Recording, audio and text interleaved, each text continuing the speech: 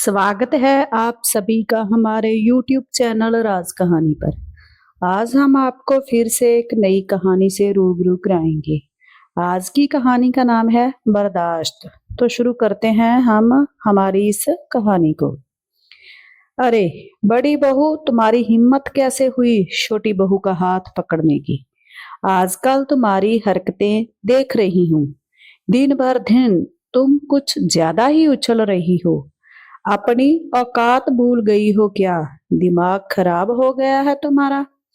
हाँ माँ जी, भूल गई हूँ मैं अपनी औकात, और खराब हो गया है मेरा दिमाग। क्योंकि जब से विमला जी की छोटी बहू आई थी, तब से विमला जी के पैर जमीन पर नहीं लग रहे थे। खुशी के मारे वह फूली नहीं समाती थी, क्योंकि छोटी बहू नीलू विमला जी के हिसाब से भरपूर दहेज लेकर आई थी। मनचाहा दहेज पाकर विमला जी इस समय खुशी से पागल हो गई थी। वह छोटी बहू नीलू का खूब ख्याल रखती, उसे अपने कमरे में ही बैठे रहने को बोलती, टाइम टाइम पर खुद या फिर बड़ी बहू मीनू को बोलकर चाय पानी खाना सब कुछ उसके कमरे में ही भिजवाती थी। और वहीं पर बड़ी बहू मीनू विमला जी के हिसाब से दहेज नहीं लेकर आई थी, लेकिन वह सर्वगुण संपन्न थी। एक घर चलाने के लिए एक औरत में जो लक्षण होते हैं, वह सारा कुछ मीनू के अंदर कूट कूट कर भरा हुआ था। घर पर चाहे कितना भी काम हो, मीनू ने कभी भी काम से जी नहीं चुराया और हर काम को खुशी खुशी करती थी। और वही नीलू, उसे धीरे धीरे आए हुए 1 साल हो गया था, लेकिन आज भी उसकी हरकतें कल की आई बहू की तरह ही थी। वह अपने कमरे में ही दिन रात पड़ी रहती, जबकि अब वह एक बच्चे की माँ भी हो गई थी। इसके बावजूद भी ना कोई घर की जिम्मेदारी समझी, ना ही कभी मीनू के साथ काम में हाथ बंटवाती। फिर भी मीनू ने कभी भी नीलू को कुछ नहीं कहा। अगर वह कुछ कहती थी तो नीलू से पहले ही विमला जी मीनू से लड़ाई करने लग जाती थी। धीरे धीरे हालत ऐसी हो गई कि नीलू के अंदर एक अहम भर गया था। अब उसे आराम करने की इतनी आदत हो गई थी कि अगर विमला जी सांस होने के नाते कभी भी नीलू से एक गिलास पानी भी मांग लेती, तो नीलू उसे कभी भी एक गिलास पानी भी नहीं देती थी। जब भी विमला जी उससे कभी अपने लिए चाय मांगती, तो वह तुरंत ही उन्हें डांट देती, इतनी गर्मी में मेरे बस की बात नहीं है, आप भाभी को बोल दो। सीधा सा जवाब मिलता था। नीलू का जवाब सुनकर विमला जी की हिम्मत ही नहीं होती कि उसको कुछ भी बोल सके, क्योंकि खुद आप ही नीलू को सर पर बिठाकर रखा था। विमला जी भूल गई थी कि छोटी बहू दहेज ही नहीं, दहेज का घमंड भी लेकर आई थी। धीरे धीरे 3 साल निकल गए। अब नीलू का बेटा भी स्कूल जाने लगा था। मीनू का बेटा सुबह 7 बजे ही स्कूल के लिए निकल जाता था, इसलिए मीनू 5 बजे से उठकर बेटे को तैयार करने में, उसका लंच बनाने में जुट जाती थी। और नीलू का बेटा 8 बजे जाता था, तो भी नीलू आराम से 7:30 बजे उठती और बना बनाया खाना पैक करके अपने बेटे को दे देती थी। नीलू के बेटे का टिफिन या तो नीलू रखती थी या फिर विमला जी रखती थी। मीनू के साथ उस घर में बिल्कुल सौतेला जैसा व्यवहार होने लगा था।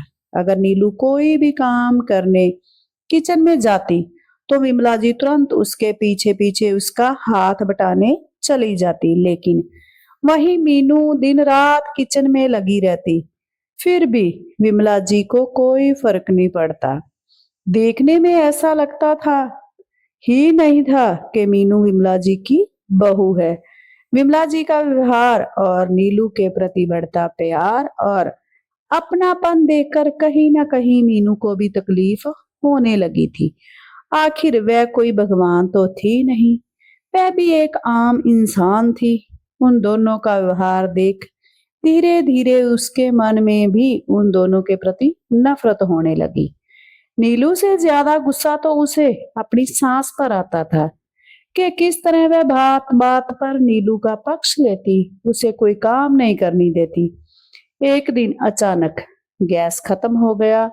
मीनू की सारी तैयारी धरी की धरी रह गई क्योंकि दूसरा गैस भरा हुआ नहीं था।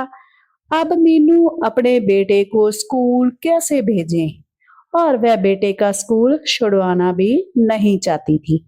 इसलिए उसने बिस्कुट और नमकीन के पैकेट देकर अपने बेटे को स्कूल भेज दिया। लेकिन वही आधे घंटे बाद विमला जी ने नीलू के बेटे के लिए केक और सैंडविच मंगवाकर टिफिन में दे दिए तो मीनू को बहुत दुख हुआ। उसे अपने बेटे के लिए बहुत रोना आ रहा था।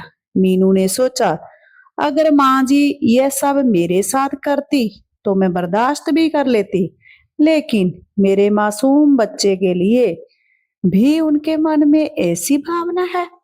कहते हैं ना, जब एक माँ अपने पर आ जाए तो फिर वह किसी की भी नहीं होती है। आज मीनू का रूप एक बहू का नहीं, एक माँ का था। कुछ सोचते हुए उसने फैसला किया कि अब बहुत हो गया।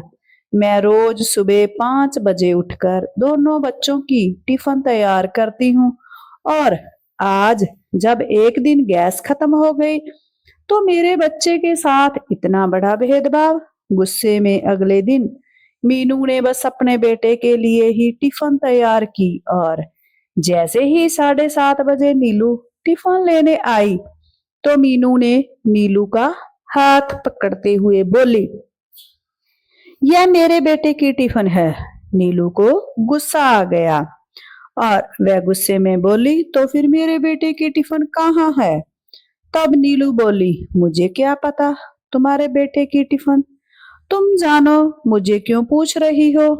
तब नीलू कहती है, भाभी आपके कहने का मतलब क्या है? आपने मेरे बेटे की टिफिन क्यों नहीं बनाई? क्या वह स्कूल नहीं जाएगा? तब मीनू ने कहा, अगर तुम्हें अपने बेटे की स्कूल की इतनी चिंता है तो तुम सुबह जल्दी उठा करो, मेरे साथ घर के कामों में हाथ बटाया करो, बच्चों की टिफिन बनवाया करो। मेरा बेटा तो 7:30 बजे जाता है, मैं सुबह 5 बजे से उठ कर लग जाती हूँ। तुम्हारा बेटा 8 बजे जाता है, तुम 7:30 बजे उठती हो, तो टिफिन कहाँ से मिलेगा? अपने बेटे को टिफिन देना है तो टाइम पर उठना सीखो। कहते हुए नीलू के हाथ से टिफिन लेकर मीनू चल पड़ी। नीलू किचन में खड़े खड़े देखते रह गई। इतना बड़ा अपमान नीलू भला कैसे बर्दाश्त कर सकती थी? इसलिए वह गुस्से में पैर पटकते हुए अपनी सास विमला जी के पास जाकर सारी बात बताकर चिल्लाने लगती है। अपनी लाडली बहू की सारी बात सुनने के बाद विमला जी भी गुस्से में चिल्लाने लगती है।